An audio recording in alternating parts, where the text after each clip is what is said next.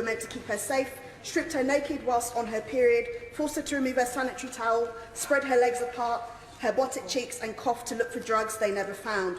We should remember that this comes on top of a string of incidents from the abuse and strip search of Dr. Duff, the rapist and murderer Wayne Couzens, the vile racism and misogyny uncovered in Charing Cross Station, the brutal handling of the vigil in Clapham Common, and the record low confidence in policing, particularly by minoritised communities who are evidenced as being over-policed as citizens and under-policed as victims. Does the Minister understand that there is no apology which could atone for the perverse racist degradation of this child? Does the Minister accept that this is not an isolated incident, that between 2016 and 2021 the Met carried out over 9,000 strip searches on children, some younger than 12, and that over 33% of these strip searches were carried out on black people, despite only 13% of Londoners being black?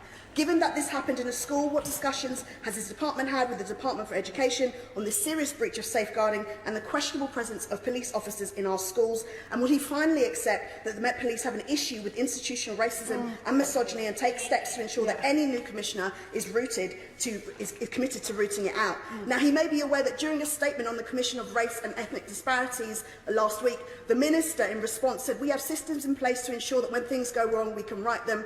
What we cannot do is stop any bad thing from happening in the country at any time." I have to ask, what on earth is this government here for? I simply do not accept that. So finally, Mr. Deputy Speaker, in the words of Child Q herself, I need to know that the people who have done this to me can't do this to anyone else. Can the Minister assure Child Q and our constituents today that that will be the case?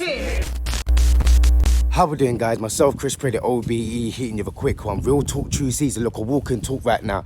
And this is what I love, though. I do love the fact that when we speak, guys, we speak volumes, we speak loud, and we make sure that sometimes it goes so far to the top. But this is what I do want from us now. I don't want it to let up. You know, one's there just because we've gone Parliament now, and they're sitting there saying, yes, no, we do believe we need to look into it, and yes, we will wait for the evidence. No, they say this all the time, waiting for evidence, waiting for evidence. We've been waiting for evidence with Boris Rubway, yeah? We still ain't seen the evidence yet. So my question is to them now is, laws have to be changed.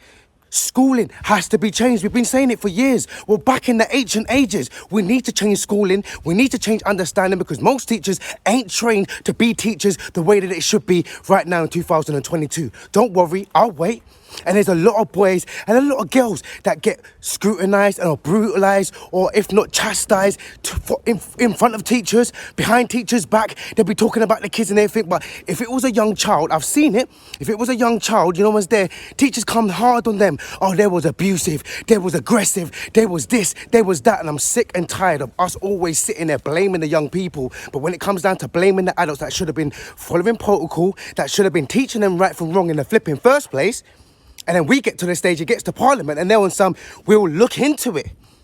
We'll check it out. We'll see Wagwan. These are the kind of things that we can't accept, guys. We can't allow. And I'm not just trying to go off topic, and I'm not just trying to throw out comparisons and all the rest of it, but they're now just trying to close the case from that Madeleine McCann.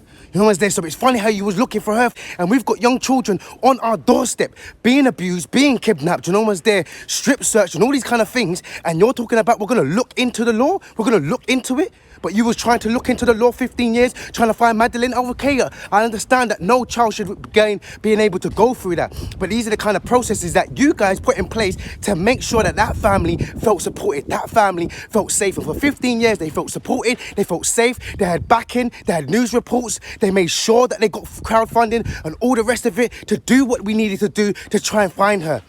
We've got a young girl right now that we don't need to try and find her. We don't need to try and have an understanding. It's there in black and white. It's there for everybody to plain to see. And this is just not one girl. This is the reasons why I love Child Q, but at the same time, Child Q is A, B, C, D, E, F, G, H, I, J, K, N, M, and a P.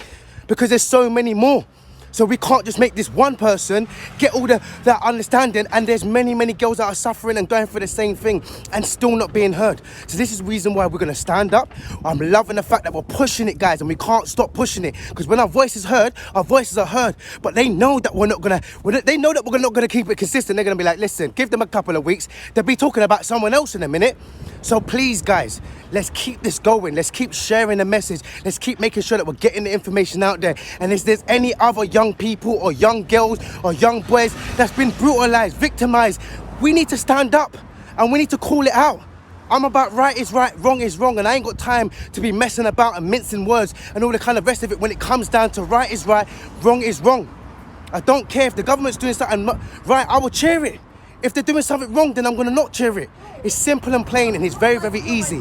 And we know what we need to do now, guys. Keep the movement pushing, keep the movement going. I stand with Child Q. Do you? What's you guys' thoughts? Comment below.